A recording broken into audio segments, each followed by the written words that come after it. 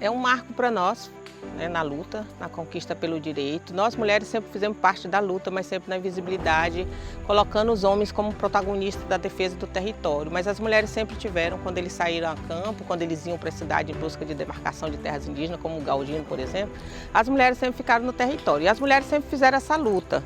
Só que, atualmente, as mulheres têm ganhado espaço, as mulheres têm buscado, né, essa autoafirmação, de reconhecimento pela luta que elas já fazem com seus corpos. Tanto é que hoje, a luta atual hoje das mulheres indígenas é pelo reconhecimento do protagonismo das mulheres na luta pela defesa do território.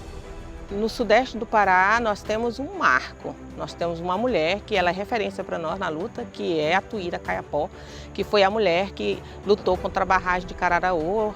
Atualmente ela é conhecida como a barragem de Belo Monte, foi aquela índia que colocou o facão na cara do presidente da Eletronorte na época, né? Então, para nós, ela é um marco. Da Tuíra para cá, muitas Tuíras foram nascendo, porque a gente tem uma luta de que uma por todas, todas por uma, e que uma dá seguimento na luta da outra. Então, a Tuíra, para nós, foi referência no sudeste do Pará, no Pará como um todo, e alguma referência na questão do estado da Amazônia como um todo. Mas essa conquista, ela não é fácil, né? Ainda somos consideradas invisíveis, assim como acontece no mundo das mulheres não indígenas, acontece para nós, mulheres indígenas, é um desafio muito grande. Ocupar os espaços na política é um desafio, estar nas falas onde só homens falam também é um desafio. Mas a gente tem feito essa luta de conquista, né? Não de divisão de grupos, mas uma luta conjunta, de mostrar para os homens que a gente não está lutando por lutar, mas que a gente está junto com eles. Apesar de nós, muitas vezes, nós termos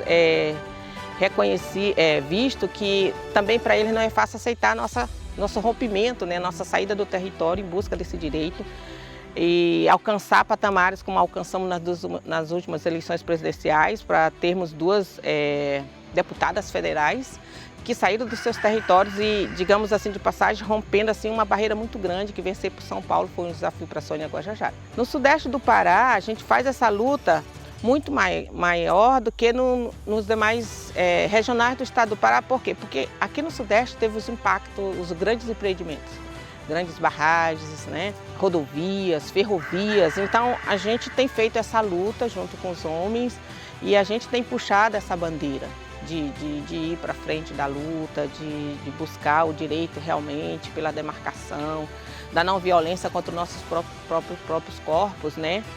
E tentar dar visibilidade para a voz das mulheres, porque as mulheres também têm feito essa luta, mas ela não tem sido reconhecida. Então hoje nós fazemos parte de uma luta muito maior, nós saímos de um coletivo de mulheres, né, da base, que a gente chama, para a estadual e da estadual para a nacional, que é o coletivo de mulheres como a Amiga, né, que tem dado visibilidade para as vozes das mulheres indígenas, fazendo essas marchas a cada 2 anos. Então, como cofundadora dela, eu fiz parte também dessa trajetória, faço parte dessa trajetória. E o importante dessa luta é que a gente vê as juventude, as meninas, querendo também fazer a luta junto com a gente e se espelhando no que a gente faz. Então, para nós, isso já é um reconhecimento de luta, né? Nós, puxando essa juventude para essa luta, é um desafio muito grande, porque ser referência para as pessoas é um desafio, né? Tudo que você faz, tudo que você fala tem um peso muito grande. Então, para mim, enquanto mulher indígena, saindo do território onde eu fui criada, né, e que me apoia sempre, como mulher ativista, né, na luta pela defesa da Mãe Terra, para mim é um valor inestimável, não tem como medir isso, mas o que me dá gratificação é saber que a minha voz alcança lugares onde o meu corpo às vezes não vai e que muitas vezes essa voz tem um peso em muitas decisões, né? Então tenho feito essa luta e cada vez mais eu tenho visto que a juventude, as mulheres querem fazer parte, os homens aos pouquinhos têm apoiado esse movimento, né? O medo dos indígenas é que as mulheres vão e não voltam mais, né? Quando na verdade não é isso. A gente vai sabendo que a gente tem um retorno para dar, sabendo que a gente tem uma base que nos acolhe e é isso que nos fortalece nessa luta quando a gente não sai do território.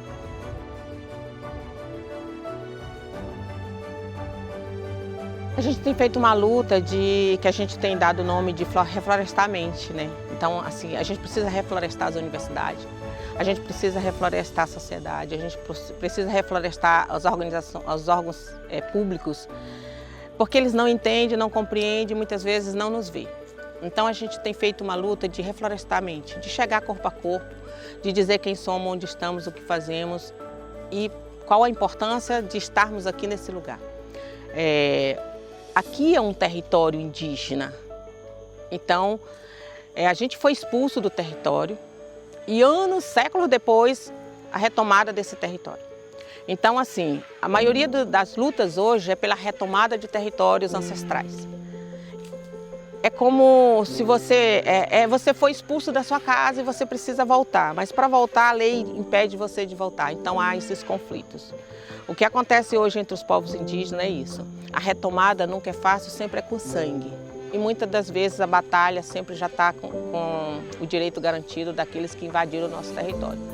Os gaviões vieram para o território que já era deles, né? Aqui era conhecido como um país timbira. Toda essa região, do lado da margem direita do Tocantins, até Moju, até a cabeceira do Rio Capim, até Tucuruí, até Belbran, até Rondon, do Eliseu, tudo isso era território do gavião, do povo timbira. Só que as pessoas foram chegando, se apropriando, demarcando e isso foi criando fronteiras. E hoje os gaviões estão delimitados apenas nesse território, 62 mil hectares, fora da margem direita do Tocantins. Eu escrevo sobre isso numa dissertação que eu fiz e falo realmente dessa violência que foi. Que os gaviões eram conhecidos como povos indígenas da margem direita do Tocantins e na demarcação eles ficaram fora desse limite. Então hoje, se a gente quiser ir na Praia do Sossego, por exemplo, a gente tem que pedir autorização para entrar num território que secularmente, ancestralmente, era desse povo. Mas é o que existe hoje e a gente tem que tentar lutar pelo que está aqui hoje. E o que está aqui hoje é a preservação desse território. Toda essa mudança que acontece no ciclo das mudanças climáticas tem a ver realmente com a degradação do meio ambiente, tem a ver com tudo que está mudando, com as mudanças dos cursos do rio, né? Com o desmatamento, com as queimadas. E nós estamos aqui para dizer que ainda somos a solução para isso. Ah, nós somos deuses? Não estou falando nessa questão. Eu estou falando que nós somos a solução porque a gente preserva, que a gente vê a floresta não como o branco vê. O branco vê uma terra como dinheiro, como o que ele pode ter de retorno financeiro. A gente vê uma terra como a sobrevivência de um povo milenar, cultura, ancestralidade, a cosmovisão, de tudo que faz parte dessa vida. Então, sem a terra, a gente não existe, né? Então, hoje, viver em contexto urbano, para muitos povos indígenas, é a aniquilação da sua cultura. E a gente está nessa defesa de que a gente pode ir, mas a gente tem que saber para onde voltar. E a gente tem um pé no mundo, lá fora, né? O mundo não indígena, o mundo ocidental, mas que a gente tem um pé na raiz ancestral. Então isso é o que liga a gente, né? Saber que a gente pode ir, adquirir outros conhecimentos e voltar para esse território e fortalecer aquilo que é a nossa base, que é a nossa vida, que é a nossa cosmovisão, que faz parte da nossa ancestralidade. Então as mudanças têm efeito no mundo, né? Então, hoje, preservar o que nós temos não é só uma luta dos povos indígenas, não é só uma luta das mulheres indígenas, da juventude, das crianças, é uma luta de todos nós. É por isso que a gente tem uma frase, eu não me lembro quem é o autor, mas que a luta dos povos indígenas tem que ser uma luta de todos nós. Então, a luta da Mãe Terra tem que ser a luta de todas as suas filhas. Então, nós somos filhas da Mãe Terra. Porque mãe alimenta, mãe sustenta, mãe cuida, mãe protege. E nós, enquanto filha, fazemos o quê? O reverso disso é a proteção. Então a gente está nessa luta de reflorestar a mente nesse sentido, de que você pode tirar da natureza o sustento, né? E esse sustento tão falado, que é a sustentabilidade, né? Tão correta, mas que muitos não pensam assim. Então desmatar, ainda para muitos, é o que requer financeiramente. Para nós, a Floresta em Pé é o que requer a vida da humanidade. Então, nessa luta que a gente tem feito, né, de preservar para que a gente possa existir, porque a gente mantém o que é hoje, não é para nós, mas para os que virão. Então, hoje as mulheres, por exemplo, da bacia do Tapajós, as mães estão sendo impedidas de ter filhos porque os filhos estão nascendo com problemas congênitos. Por quê? Por causa do mercúrio, né? Alto índice de mercúrio. Então, a violência é muito maior contra o corpo da mulher. Então, por isso a mulher precisa lutar mais, porque é ela que sente, né, no corpo, ser impedida de ser mãe, ser impedida de ter filhos saudáveis por causa da ganância do homem. Então, a mudança ela está em todos os sistemas, não é só derrubando a floresta, mas sim mudando todo o curso, né, dos rios. E isso é um sofrimento para nós enquanto mulheres. E temos muitas mulheres lideranças hoje, mulheres indígenas sendo ameaçadas de morte. Então, quanto é que vale defender um território hoje? É por isso que a gente fala que a gente faz isso, nós somos as guardiões e os guardiões da floresta, porque fazemos isso com o nosso corpo de graça, né? Enquanto muitos estão aí dizendo o slogan de que é necessário proteger, é necessário preservar, mas ninguém quer dar seu corpo como troca, né, dessa preservação. Os povos indígenas fazem isso todos os dias.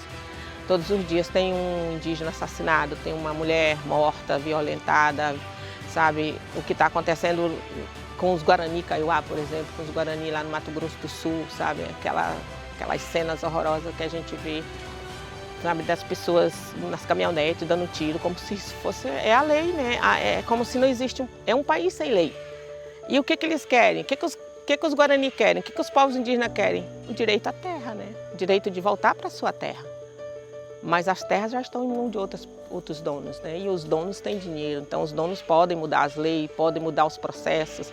Então hoje nós temos dentro de um congresso totalmente contra indígenas, né? A gente luta contra um sistema muito maior. Então a gente luta contra a lei, a gente luta contra, né, o silêncio das pessoas, porque tudo o silêncio das pessoas é a pior criminalização que existe contra o nosso direito. Quando você se cala diante da injustiça, você também está contribuindo para que haja injustiça, né? Então o que a gente faz é esse apelo, né? Vamos reflorestar a mente, vamos dar as mãos. Se você fala que você precisa viver, que seus filhos precisam viver, então por que você não dá as mãos para quem faz essa defesa, para quem luta, né? É muito fácil alguém morrer por você, para você viver bem.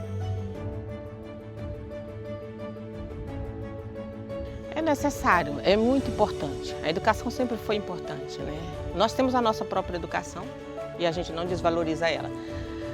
Só que para ganhar é preciso escrever, porque a palavra não tem mais o poder que tinha, né? Nós somos da oralidade, então é necessário escrever, é necessário buscar outros conhecimentos. Então o que vale mais? O que está na escrita. Então foi necessário a gente sair da oralidade, sair dos nossos conhecimentos, daquela luta que a gente sempre fez para buscar os conhecimentos ocidentais. E por muito tempo meus ancestrais foram enganados por confiar muito nas pessoas, por achar que tudo que vinha de fora era bom. Era bom por não conhecer o exterior, né? Então hoje a gente se apropria do conhecimento para lutar de igual para igual. Então fui buscar conhecimento para falar da luta e da necessidade que esse território tem, de que nós não somos os usurpadores dos grandes empreendedores que chegaram aqui, mas que a gente precisa ser valorizado e ser reconhecido, porque o território está aqui, nós estamos aqui. Os grandes empreendimentos passam aqui, então nós temos que ter um diálogo. E muitas vezes nós perdemos o diálogo por falta de conhecimento. Então é necessário buscar e a gente fortalece a educação. A nossa educação escolar indígena aqui na TI Mãe Maria, da nossa aldeia, por exemplo, a gente sempre reforça a luta a partir da escola, formando novos guardiões de floresta a partir dos conhecimentos tradicionais e dos conhecimentos ocidentais. Continua na luta, né? E esse dia é assim que as pessoas pelo menos olham e veem a gente como o que eles vão dizer, o que eles têm para dizer. Então eu tenho algo para dizer para a sociedade. Enquanto você estiver aí no seu comodismo, enquanto você achar que está tudo bem para você, tem alguém que está lutando para que você possa tomar uma água limpa, comer um peixe sem mercúrio, para que você possa ter um ar saudável. Existem povos aqui que estão entregando seus corpos para a defesa desse meio ambiente. Dia 9 agora, esse dia tão especial, tão falado, um marco da luta dos povos indígenas, eu convido você a fazer parte dessa luta junto com a gente. Venha se tornar com a gente aliado na defesa desse território e desse mundo que queremos. Nós queremos um mundo de paz, queremos um mundo que tenha desenvolvimento sustentável, queremos fazer parte dessa história. Como mulher indígena, eu tenho um sonho sim. Eu tenho um sonho de ver meus netos, tenho um sonho de ver uma sociedade mais justa. Eu tenho um sonho de ver no olhar das pessoas amor, menos preconceito, menos racismo e mais empatia. Sabe, eu sou igual a você, eu sou um ser humano. O que nos difere são os nossos mundos, as nossas cosmovisões, os nossos conhecimentos. Venha reflorestar a mente com os povos indígenas, venha conhecer um pouco de nós e saber onde estamos, quem somos e como vivemos. Esse é o desafio para você que está sentado, que está vendo tudo acontecer, mas não faz nada para mudar o que está acontecendo no planeta.